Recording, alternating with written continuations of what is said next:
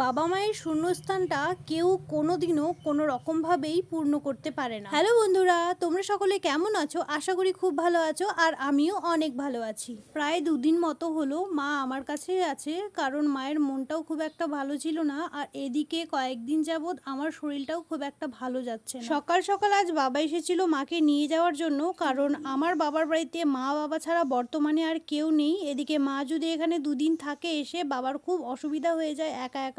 আর আমার বিয়ের পরে বাড়ি একদমই ফাঁকা হয়ে গেছে, শুধুমাত্র আমাদের বাড়িতে মা আর বাবা ছাড়া কেউই থাকে না। আর জানো তো, আমার বিয়ের প্রায় 1.5 বছরের মতো হয়ে আসছে, আর এখনও বাবা মা আমার বাড়ি থেকে গেলে আমার সেম পরিমাণেই কষ্ট হয়।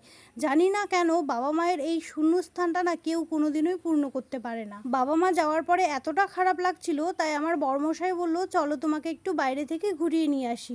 আচ্ছা, এই জায়গাটা কি তোমরা কেউ চেনো? কারা কারা গিয়েছো কমেন্টে কিন্তু অবশ্যই বলো। আর একটা কথা না বললেই নয়, যে আমার বাবার পরে আমার জীবনে যে ব্যক্তিটি এসেছে, মানে আমার হাজব্যান্ড, আমার সমস্ত আবদার পূরণ করে।